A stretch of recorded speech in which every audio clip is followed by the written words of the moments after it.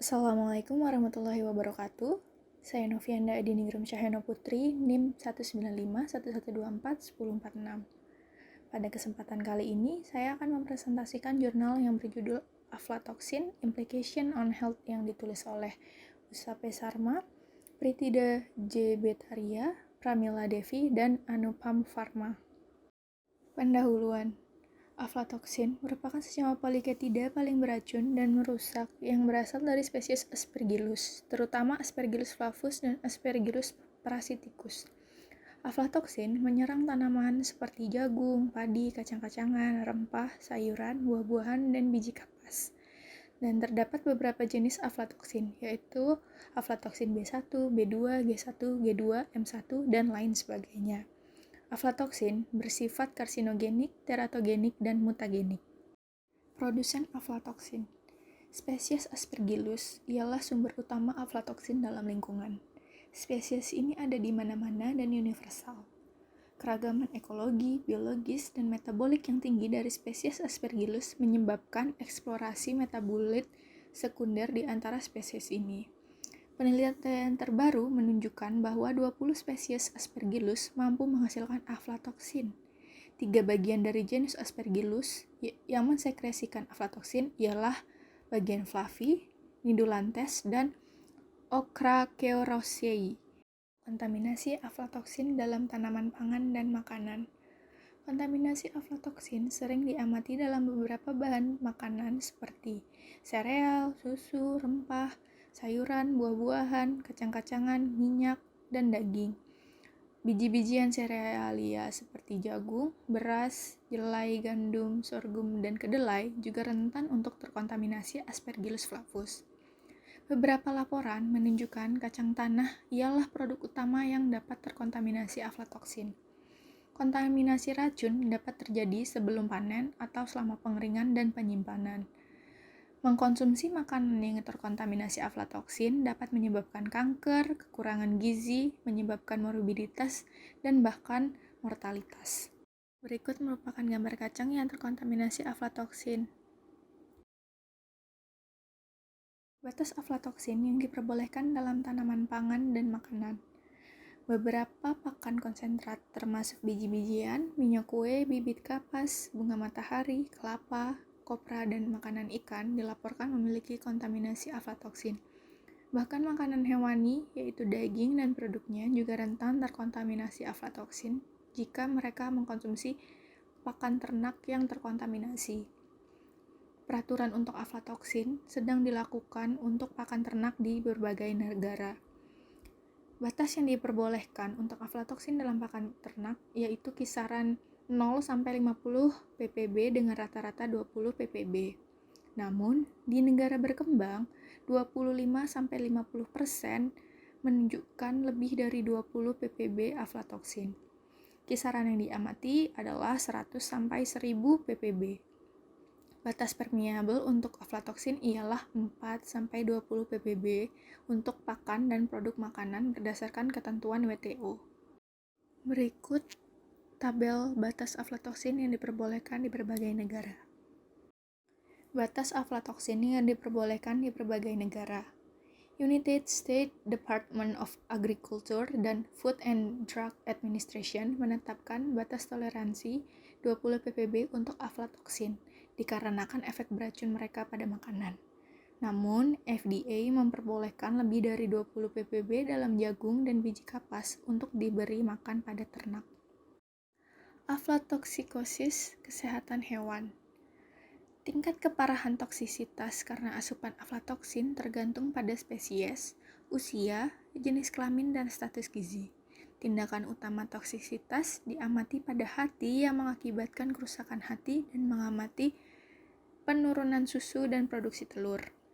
Aflatoksikosis pada hewan menggambarkan gejala disfungsi gastrointestinal, mengurangi produktivitas, mengurangi pakan pemanfaatan dan efisiensi, anemia, dan dapat menyebabkan penyakit kuning. Aflatoksikosis kesehatan manusia. Aflatoksikosis konsentrasi tinggi dapat menyebabkan aflatoksikosis primer akut. Aflatoksis primer terjadi akibat paparan kronis faktor-faktor yang mempengaruhi produksi aflatoksin pada tingkat rendah ke moderat. Aflatoksin kronis mengakibatkan efek karsinogenik yang menyebabkan kanker, efek teratogenik yang terkait dengan malformasi bawaan, dan mutagenik yang mengarah pada mutasi dalam kode genetik, perubahan dalam DNA yang mengarah pada pemutusan kromosom, penyusunan ulang, kehilangan atau perolehan kromosom, atau perubahan dalam gen, yang gejalanya meliputi perdarahan, kerusakan hati akut, edema, masalah pencernaan, dan bahkan dapat mengakibatkan kematian. Mekanisme aksi aflatoksin. Aflatoksin jelas terkait dengan aflatoksikosis dan masalah kesehatan lain pada manusia, ternak, dan hewan domestik. Semua jenis aflatoksin bersifat lipolitik di alam dan mudah diserap di seluruh membran sel dari bagian yang terpapar seperti saluran pencernaan, saluran pernapasan, dan masuk ke dalam aliran darah, kemudian menyebar ke berbagai jaringan dan ke hati. Mereka dimetabolisme di hati untuk reaktif epoksida menengah atau terhidroksilasi menjadi aflatoksin M1 yang kurang beracun. Pada manusia dan hewan yang rentan, aflatoksin ini dapat mengakibatkan hepatokarsinogenesis. Aflatoksin diketahui mengikat dan mengganggu enzim dan substrat yang diperlukan dalam inisiasi, transkripsi, dan proses terjemahan yang terlibat dalam sintesis protein dengan membentuk tambahan DNA, RNA, dan protein. Faktor yang mempengaruhi produksi atau kondisi aflatoksin untuk produksi aflatoksin. Aspergillus flavus memiliki fitur unik sintesis berbagai senyawa struktural dan fungsional di bawah kondisi pertumbuhan yang berbeda, yang termasuk media budaya, suplai nutrisi, dan kondisi geografis seperti temperatur, kelembapan, komposisi substrat, keasaman, waktu inkubasi, oksigen, dan lain-lain. Faktor-faktor ini berperan dalam sintesis berbagai poliketida. Beberapa spesies Aspergillus secara umum menghasilkan aflatoksin pada suhu optimum sekitar 25-32 derajat dan kadar air di atas 12-16% dengan kelembapan relatif 85%. Aflatoksin genomik. Spesies Aspergillus memiliki 8 kromosom dan ukuran genom yang bervariasi dari beberapa spesies sekitar 30-40 megabasa dengan 50% sintaksis di antaranya, yang merupakan tempat tersembunyi untuk 140-500 gen unik. Ukuran genom Aspergillus flavus dan Aspergillus oryzae sedikit lebih besar, yaitu 37 megabasa daripada Aspergillus lainnya yang berukuran sekitar 30-34 megabasa. Aspergillus flavus dan Aspergillus oryzae memiliki bagian flavi, dan untuk urutan genomik mereka menunjukkan kesamaan spesies, tetapi mereka berbeda secara morfologi. PCR dapat mengidentifikasi mereka satu sama lain berdasarkan daerahnya. Aspergillus flavus dan Aspergillus oryzae berbagi sebagian besar fitur.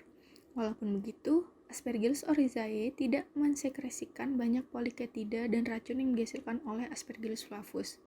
Variabilitas molekul dalam enzim PKS, atoxigenicity, dan aflatoxigenicity. Aspergillus flavus dan Aspergillus parasiticus memiliki beragam molekul poliketida sintase dan enzim gugusan gen dalam jalur biosintesis aflatoksin. Di dalam isolat Aspergillus flavus teridentifikasi atoksigenitas, yang dimana ia mengisolasi mekanisme biosintetik poliketida. Hal ini diaplikasikan pada bidang kapas di Arizona untuk mengendalikan aflatoksin oleh isolat Aspergillus flavus.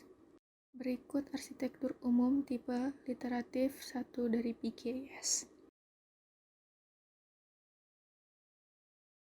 Dampak ekonomi dari aflatoksin. Dampak kerugian ekonomi akibat kontaminasi aflatoksin pada tanaman dan ternak dapat terlihat dari penurunan produksi dan bahkan kematian yang diakibatkan aflatoksin pada tanaman dan ternak.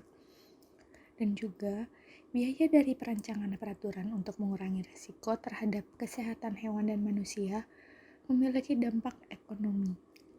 Strategi penghapusan aflatoksin. Terdapat beberapa metode dalam penghapusan aflatoksin. Yang pertama, dekontaminasi.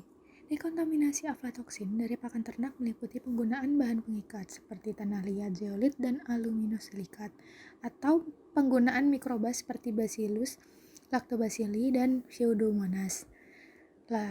Kedua adalah blending.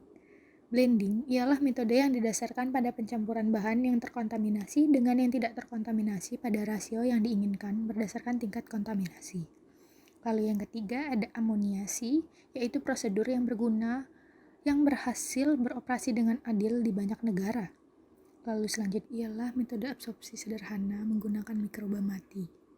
Dan yang terakhir ialah metode enzimatik seperti penggunaan kitinase. Tapi metode ini tidaklah ekonomis. Dan yang terakhir ada kesimpulan. Kesimpulan dari jurnal ini ialah kontrol lingkungan, spora, Aspergillus, dan Conidia diperlukan untuk menghindari alergi dan infeksi yang rumit akibat spora jamur, terutama spora Aspergillus. Aspergillus flavus dan Aspergillus parasiticus adalah dua spesies utama produsen aflatoksin yang mencemari berbagai tanaman penting secara ekonomi di seluruh dunia. Aflatoksin termasuk tantangan yang berat untuk kehidupan yang berkualitas. Novel dan metode yang terjangkau diperlukan untuk mendeteksi Aspergillus yang penting secara agrikultur dalam tanaman dan pakan pertanian. Pemahaman yang lebih baik dan wawasan mekanisme biologis jamur ini akan memberikan metode kontrol dan manajemen aflatoksin. Hal ini juga akan membantu eksplorasi baru poliketida. Sekian presentasi saya mengenai jurnal yang berjudul Aflatoxin Implication on Health yang ditulis oleh Usape Sarma, Pritida J. Betaria, Pramila Devi, dan Anupam Farm. Terima kasih telah mendengarkan. Semoga ilmunya bermanfaat bagi kita semua. Wassalamualaikum warahmatullahi wabarakatuh.